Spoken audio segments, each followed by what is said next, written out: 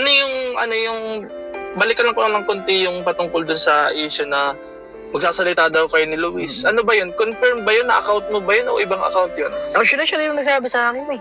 Na? Magsalita daw po kami dalawa. Si Luis? Yes, dalawa po kami. Sabi, dalawa po ka siya. May ano ka nun? May conversation ka na pwede mong Eh, dinilit ko na po sa kanya eh. Ay, dinilit mo na? Kasi binalak ko na rin po siya eh. Pero nung... may conversation kayo ng ganon? Oo po. Baka pwede pang ma-retrieve yun. Wala na? Ay, dinilit ko na po, tapos block.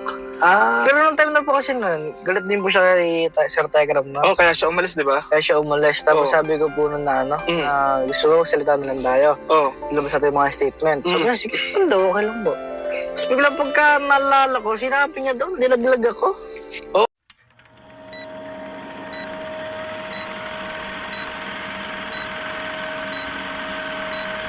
Parang di ko maiisip na magawa ng kuya niya na kausapin mo si kuya laban sa akin. Kasi iniisip ko baka text lang ang sabi sa'yo. Baka hindi siya yun. Tinawagan ka ba o... Text po, tapos minsan nag-ano po, may call po. Minsan. Yung minsan, kuya, kasi naguguluhan ako kasi kung text, baka hindi siya yun. Kaya pinili kong linawin talaga kung si Kuya Dave mo mismo ang nagsasalita na gusto kong isama laban sa... Yung abot po doon is text, tinext po niya sa akin, parang chat po namin dalawa. Yung nasa, ano po kami, sa bihay po. Parang sabi po niya, parang,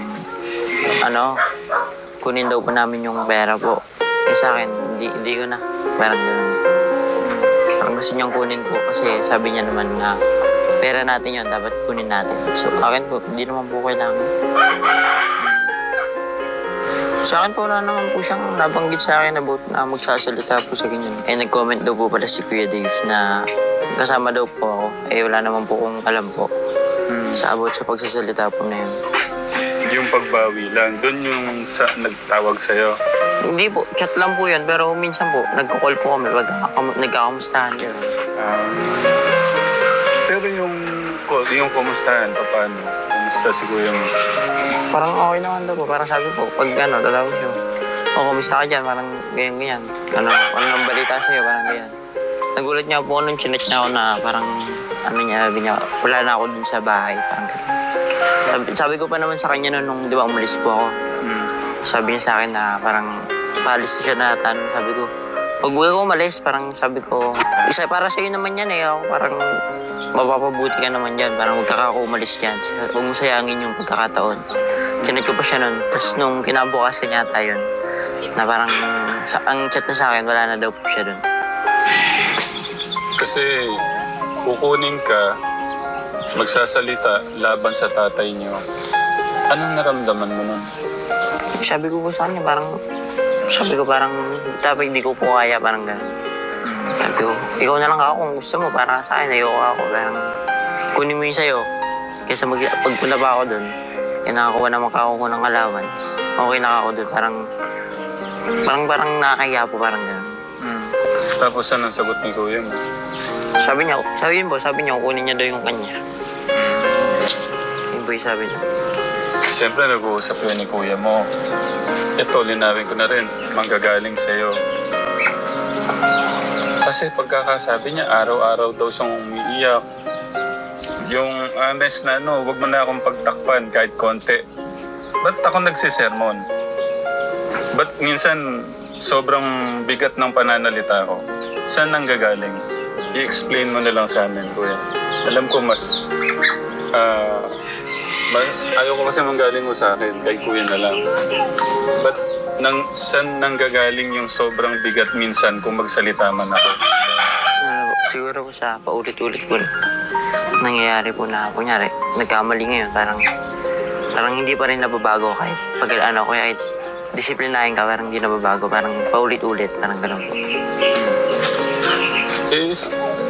Hindi lang isang magulang po, katekam, siyempre naman po, kung paulit-ulit na yung anak mo sa di ba po?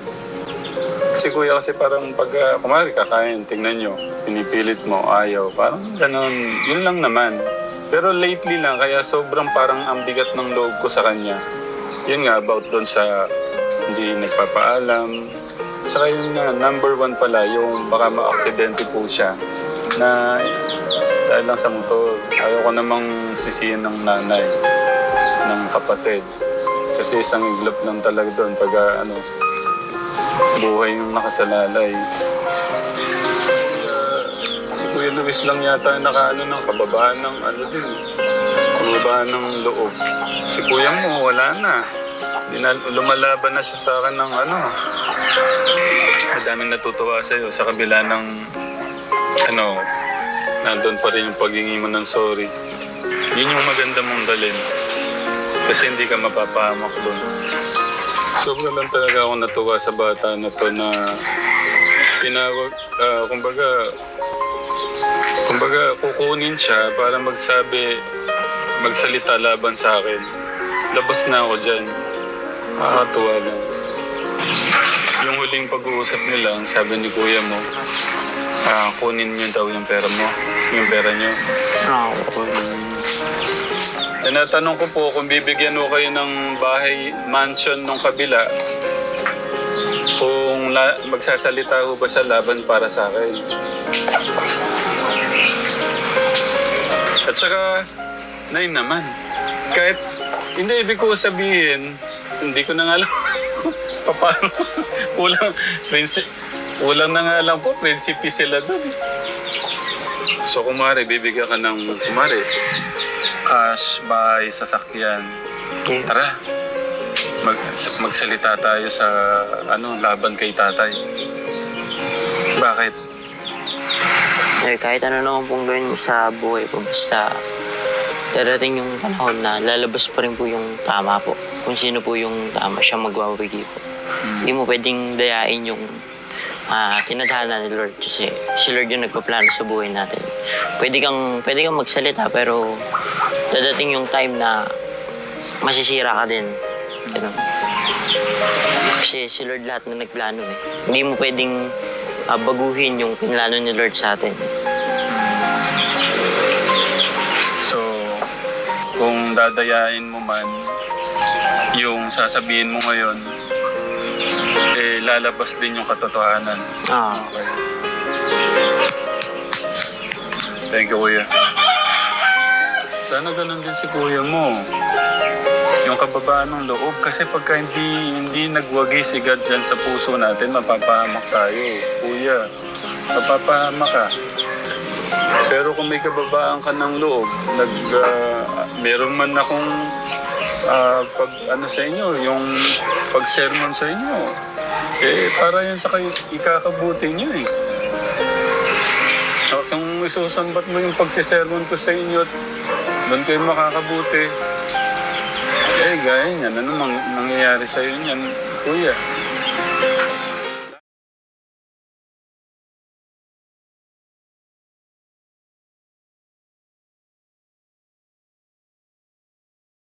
Ayan po mga kapambihira. Tapos, ayan, ano lang tayo. Side bit lang tayo ng konti sa kay Luis kasi lagi ka nakukumpara kay Luis. Naging magkaibigan ba kayo ni Luis? Yes po, magkaibigan po. As in, mag-best friend? Hindi na mo best friend. Kaibigan lang po. Kaibigan, Friends. parang Close tropa. friends. Opo. Tropa.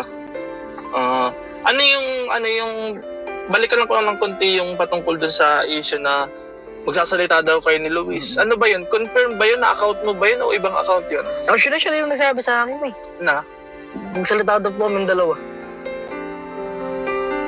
Si Luis? Yes, dalawa po kami. Sabi, tinanong po ka siya. May ano ka na, may conversation ka na pwede mong Dinilit ko na po sa kanya eh. Ay, dinilit mo na?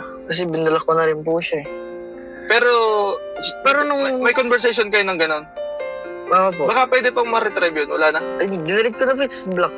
Ah. Pero nung time na po kasi nun, galit din po siya kay Sir Telegram na. Oh, kaya siya umalis, di ba? Kaya siya umalis. Tapos Oo. sabi ko po nun na na gusto ko salita na lang tayo. Oh. Lumabas natin yung mga statement. Sabi niya, sige, okay lang po. Tapos biglang pagka naalala ko, sinabi niya doon, nilaglag ako. Oo nga. Ay, ibig sabihin, yung comment na yun, ikaw talaga yun? Yung... Yung nagko-comment doon na, huwag po kayo maglala, magko-comment po kami na Luis. Yes, oo. Ikaw talaga yun? Yun lang po sinabi ko lang, parang iba kong sinabi, lalo po ako doon. Wala na? Sinabi ko lang, yun lang po yun. Tapos, parang, nung kinausap na si Luis, Nilaglag ako. nilaglag ka na parang, Sabi daw po, magsasalita daw po kami dalawa. Tapos magagawa ka ng kwento? Ganun daw po akong kwento. Ha? Hindi lang po ako gumagawa ng kwento. Anong paglaglag sa'yo ni Luis ba? Anong pakiramdam mo nung nag-ano si Luis? Sabi ko, isip ko lang po na ganyan pala gali niya. Alam mo, pagkakatiwalaan. Hindi pala. Simula nun, wala na. Wala na, pinalak ko na po siya. Pinilak mo na. Oo. Kasi may may nag-comment sa akin sa live na hindi daw ikaw yun. Yung nag-comment na magsasalita kami ni Luis. Ayun ako po yung sinabi ko. Ikaw talaga pala yan. Yes, yun lang. At least na-confirm na natin. Tapos after that, wala na po akong sinabi. So anyway, wala namang masama doon. Kaya pala sila automatic pumunta agad kay Yes, di ba? Oo. Lahat po ng mga kaibigan ko, pinuntahan nila. Para kausapin. Yes. Para humingi ng para magkampi sa kanila. Pero hindi naman lahat ng kaibigan mo nagsalita against sa'yo. Hindi naman. May mga ilan ka rin kaibigan na Na hindi po nagsalita. naging silent lang. Yes. Okay. Kasi lagi kang kinukumpara kay Luis na Pagkukumparahan lang po, malayo kaming dalawa. or inggit ka daw kay Luis. Tapos si Luis daw kasi humble daw kasi si Luis, marunong magpakumbaba, marunong humingi ng sorry. Wow. Nung time na umalis si Luis, anong dahilan nun? Parang naalala ko po, ako pa po yung ating mahilig mag-sorry sa amin dalawa. Pag may mga kasalanan. Pag may kasalanan, parang ako pa po yung nag-sorry, tapos siya yung parang lumalabat, parang bumabalik na dahil. Nung time na umalis si Luis, ano ba ang talagang dahilan nun? Sabi lang po nila Luis nun, na daw po na, yan, gagawin ko siya, lumala daw po yung ulo, tumitigas yung ulo. Kaya umalis si Luis. Opo, tsaka sinabihan daw po nila na parang di naman daw tinuring anak. Something ganun. Nasaktan si Luis, umalis. Oo. So, may kong po naman tignan ko po. Para may nag-send nga sa akin ng screenshot niyan may nasave ka pa pala bago mo na i-block. Ano yan? Babasa daw. Sabi niya po kasi, Kasi bro, hindi ako pinalis pero yun ang naramdaman ko. Naramdaman niya. Hindi siya pinalis pero naramdaman niya na po kasi pinapalis siya. Alam mo, sabi sa akin nun guys, mas pinili ko na umalis. Sabi ba naman sa akin, di naman daw niya ako tinuring na anak. Kayo daw pag uuwi ako sa amin, pinagko-commute ako kasi nga wala daw pagmamahal sa akin. Nako. Yan yung, isend mo nga sa akin yan. Sige po. Send mo sa akin yan. So, si Luis talaga is umalis kasi nararamdaman niya na hindi siya mahal doon. Ngayon, mahal naman na yata ngayon mahal naman na bagong umayakot ng pera Ha? Siya na po kasi yung bagong umayakot ng pera. Ngayon talaga, parang hindi na pwede yung basta-basta lang magsusorry ka. Lalo-lalo na, hindi naman ikaw yung... Gusto situation ba po ba? Kaya mo po mag-humble? Magkaibang story kasi, di ba? Magkaibang senaryo po yun. Magkaibang senaryo. Kung ito sinarang dignidad mo, sinira personalities mo, yung personalidad mo, talagang mag-sorry ka po ba ng ganun? Sinira ka ng social media. Ganun na lang po ba yung ganun? Tapos hindi naman ikaw yung may kasalanan, sinira ka pa. Tapos sabihin po nila, hindi ako marunong magpakababa. Hindi talagang papakababa kung walang kung tama ako. Ayun nga, napanood ko sa live, napakinggan ko sa live ni Daisy na kung alam mong mali ka, papakumbaba ka, di ba? Tanong ko yun sa'yo. Pero kung alam mong tama ka naman, ba't ka magsusorry? Tama. Meron pala siya na screenshot ng conversation sa kanya ni Luis, na naramdaman ni Luis na hindi siya tinuturing na anak, kaya siya umalis. And wala na tayo dun, kung bumalik siya, at least natutulungan din naman yung bata. I-congratulate na lang natin si Luis, huwag na natin ikumpara kay Dave. Si Dave po kasi, iba po ang situation ni Dave.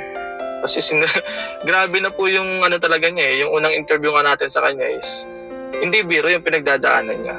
Kumbaga, ginagawa na lang niyang patawa-tawa na lang siya, pero sa totoo lang po talaga, hindi po biro. Kasi halos buong mundo po yun nakakapanood. At nakakapanood ng mga paninira sa kanya, hindi po talaga biro yun. So, mapalad na lang si Dave kasi binigyan siya ng strong personality at kinakaya niya. At yung mindset niya mataas, malakas. So, kala ko nag-iiyak ka na. Sinisipon ka ba? Sinisipon lang po. Sinisipon, ayan. So, ano pa ba? May gusto ka pa bang i-open up na? Ala na. Po, hindi po tayo gumagawa ng... Hindi po ito chismis. Hindi chismis. Kasi kayang-kayang patunayan po yung sinasabi ni Dave na nagkaroon po talaga ng transfer At sana naman, huwag na pong humantong sa ano Kahit pa. nga po sila alam, kaya po nilang sabihin yung ganyan eh. Nabanggit naman nila eh. Di ba? Nabanggit nila. Kaya nalaman ko na totoo yung sinasabi mo. Nabanggit naman nila eh. Na inamin nila na transfer daw talaga. Kaya so may binanggit sila doon na alam daw ng mga sponsor. No, doon sila nagkamali. Unang-una po sa lahat, wala po may alam ng sponsors na nag-transfer ng pera. Okay. Kahit sino po yung tanong nyo, kung alam nila na before ako mag-transfer ng pera kung talagang may transfer. Okay. Ayun pala yun. So at least, ako, may personal nakita ko na yun sa pagla-live ko eh. May pag-amin, yung pera binanggit mo, may naggawa ako ng content na gano'n, ako kung napanood mo yun, may vlog akong gano'n. At least ngayon, narinig ko sa'yo mismo na totoo talaga. Kasi nadidetail mo yung oras, yung petsa, baka natatandaan mo pa, yung lugar, saka yung opisina kung saan nangyari, kung paano siya nagpirma. Sana magawan pa po ng paraan yan na ano. Kasi si Dave naman po talaga yung beneficiaries niya. Eh, tulong na lang po ninyo yun kay Dave eh, di ba? Gusto niya tulungan yung bata. Ngayon ang tulong nyo. Ayun, yun yung tulong niya na huwag niyong ipagkait sa bata yung para sa kanya. Kasi pangit naman kung ipagkakait natin. Eh, bigay yan ng mga nagmamahal sa kanya, di ba? Yun po yung aming hinaing lang naman. Hindi ako nag-interest doon sa pera mo, di ba? Opo. Hindi ako nag-interest doon. Kumaga, gusto kong bigyan ng boses na kasi sabi ng mga nagko-comment kasi bigay na lang daw sa iba eh. Anong masasabi mo? Siguro pa, problema mo sa akin eh. Ibigay na lang daw sa iba. Paano yun? Wala pa problema sa akin, basta ang ano yun lang nila. Kasi yung ganun, parang pag nanakaw na yun eh. It's stealing. Oo. Tama mo ba? Oo, tama. Pag nanakaw na yun eh. Oo. Hindi niya sa'yo pero ipapamigay mo. Ayun nga eh. Di ba? Kaya, sabi ko nga po sa Ano yun, inyo. si Robin Hood? Ninakaw tapos sa pamigay. Kaya nga sabi ko po sa inyo, bago po kayo magsalita, isipin niyo po muna. Kasi, yan, sinasabihan niyo po ng ganyan ko, akit okay lang po sa akin, pero sige po kasalanan po rin sila. Tapos for stealing. Oo. Stealing yung ginawa na, tapos papamigay nila sa iba. Di ba? Ano, super power. Kasi marami nagko-comment nga, Yes. including yung gamit mo eh. Ibigay daw sa iba. That's my things. My personal things ko yun. Oo. Kaya, pwede silang kasuhan doon. Di ba? That's my personal things eh. Oo. Pwede silang kasuhan ng stealing doon. Okay. Di ba? Oo. Kaya kung bibigay nila, sige, bigay nila, go lang. Pero huwag nilang tayin ako. Diba? Huwag sila magtaka pag Yes. lumapit ka sa Yes. Kasi, kaya ako, go lang ng go. Kasi sabi ko nga po sa inyo, before kayo magtanong sa akin, yung mga common sense na tanong, just think before you say. Bago magsalita. Yes. Kasi nababasa natin talaga sa comment section sa kanila, sa mga upload nila sa Facebook, sa YouTube, na hindi ka daw deserving tulungan, ibigay na lang daw sa iba. Kasi malakas po yung love. Alam niyo po kasi bakit? Bakit? Kasi alam kong stealing ginagawa nila kung bibigay nila sa iba yun eh. Oo. Aware din naman si Jun eh, na sabi niya kay kuya niya, well kuya, it's still fair ni Dave. Sabi rin ni Pore na, ba't namin ibibigay sa iba eh, makakasuhan kami dyan. Di ba? Aware din naman sila, kaya lang, tingnan natin kung anong mangyayari. Yes.